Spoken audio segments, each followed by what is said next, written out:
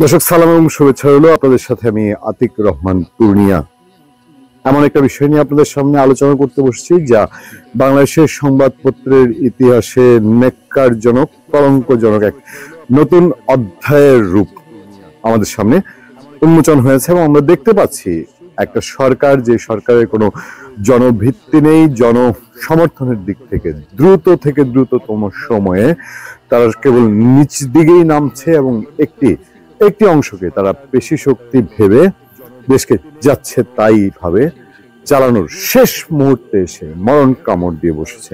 আমি আমার ব্যক্তিগত জীবনে একটা উদাহরণ দিয়ে আমি আপনাদেরকে শুরু করব। দৈনিক জনকণ্ঠ পত্রিকা, সেটা আমার যতটুকু মনে পড়ে, আমি ভুল না করে থাকলে 96 আওয়ামী লীগ সরকার যখন ক্ষমতায় আসলো, সেই সরকারের সময় এসে একটা নতুন ধাপে জনকণ্ঠ পত্রিকা বাংলাদেশে আসে। বাংলাদেশে তখনও যোগাযোগ ব্যবস্থা এই ছোট ভূখণ্ডে এত বিস্তর না।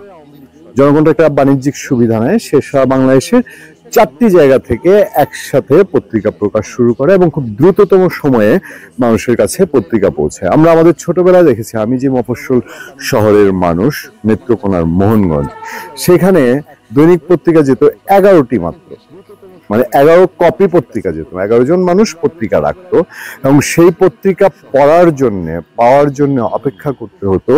বিকেলে একটা লোকাল ট্রেন যেত, সেই ট্রেনটা নাগাদ, সেই ট্রেনটা পৌঁছালে পত্রিকা আসতো, তখন মানুষ পত্রিকা পেত।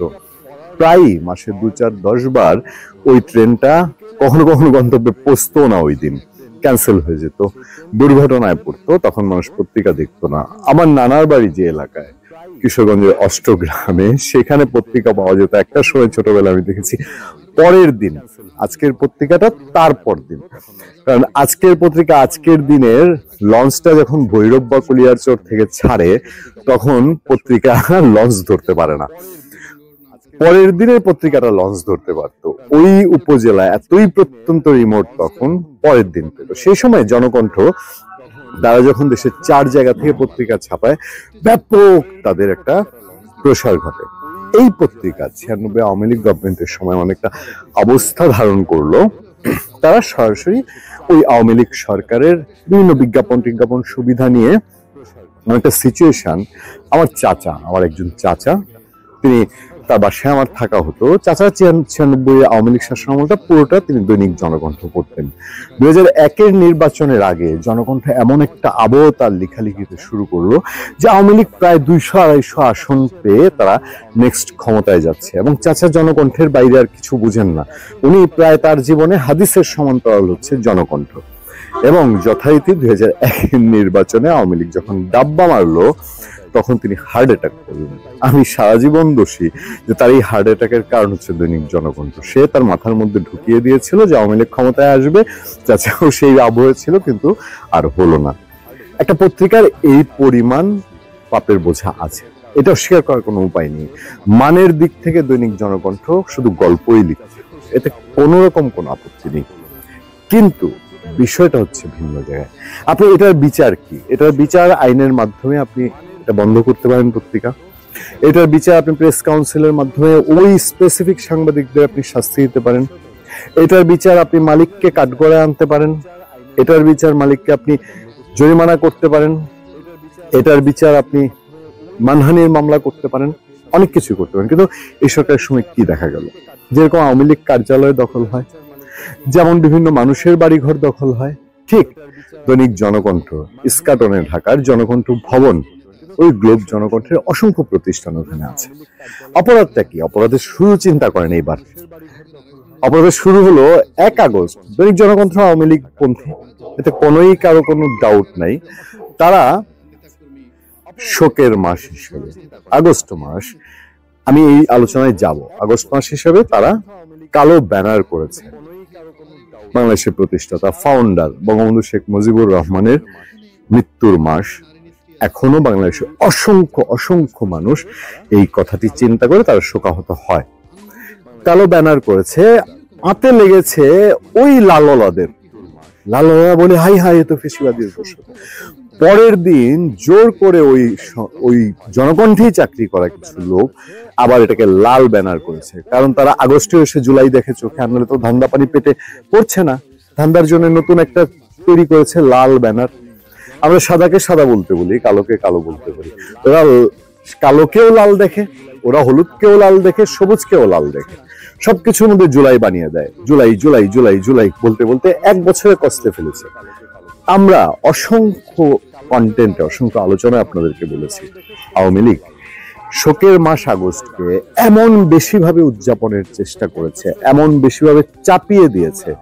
ওই যে অনেকবার বলেছি, মধ্যরাতে মানুষ ওই রাত পোহালে শোনা যাবে বঙ্গবন্ধু মরে নাই, মধ্যরাতে বিকট শব্দে পাড়ার সবচেয়ে বখাটে ছেলেটা বসে থাকা সাউন্ড বক্সে এটা মানুষ শুনতে চায় না, আওয়ামী লীগ সেটা শুনিয়েছে। এই জুলাইওয়ালারা এখন সেইভাবে একইভাবে এখন জুলাই শোনাতে চাচ্ছে। তারা জনকণ্ঠের এটা যখন লাল ব্যানার করে দিল, মালিক পক্ষ তারা 20 জনকে তার চাকরিচ্যুত করল।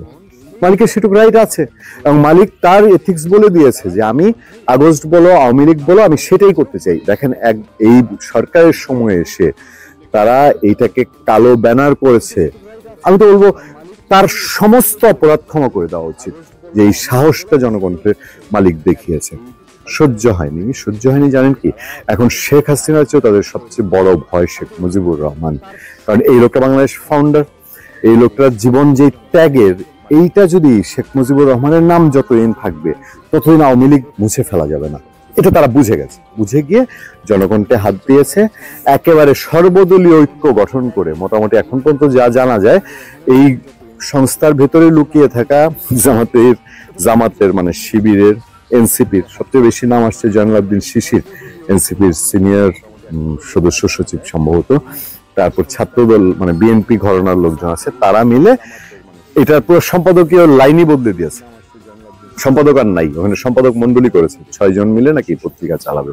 মানে মগের মুল্লুক কি বলে। আমরা কয়েকজন উচ্চ পুলিশ কর্মকর্তার সঙ্গে কথা বলছি, বলে যে ভাই সরকার চাইলে কোনো সংস্থাকে দিয়ে দেখ, একটা ভবন মনে হয়েছে এটা কাউকে আইনি প্রক্রিয়ায় দিয়ে দেখ, আমাদের কোনো অসুবিধা নেই। কিন্তু বেআইনি প্রক্রিয়ায় দেশে কোনো একটা ভবন দখল হয়ে যাবে, পুলিশের তো এখানে করণীয় আছে।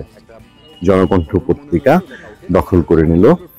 এই জুলাইওয়ালারা তারা ফেসবুক ভাসিয়ে ফেলছে যে জনকণ্ঠ ফেসিবাদ মুক্ত হলো। নিজের কপাল নিজে ওয়ালে মারতে ইচ্ছা করে যে কি দেখছি, এরাই বাক স্বাধীনতার কথা বলে, এরাই বাক স্বাধীনতার ফেনা তুলে, এরাই বলে যে আওয়ামী লীগ চ্যানেল 1 বন্ধ করেছে, আমার দেশ বন্ধ করেছে, খুব খারাপ করেছে। তোমরা তো আওয়ামী লীগের আরো মডার্নাইজেশন হয়ে এসছো। এই জনকণ্ঠ যেভাবে দখল করে নিয়েছো, সেইটা কি ইতিহাস মনে রাখবে না?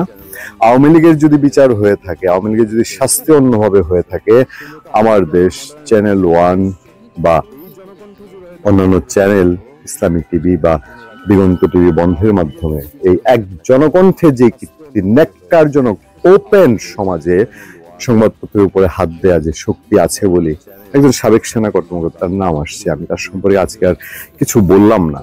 কোন একদিন ওনার নামটা আজকে যেভাবে এসছে, সামনে আলোচনার বিষয়বস্তু হয়ে উঠবে। আমরা তো দেখেছি কোন সংস্থায় উনি ছিলেন আর কি করেছেন, মিডিয়ার অনেক মানুষ তার সম্পর্কে জানেন।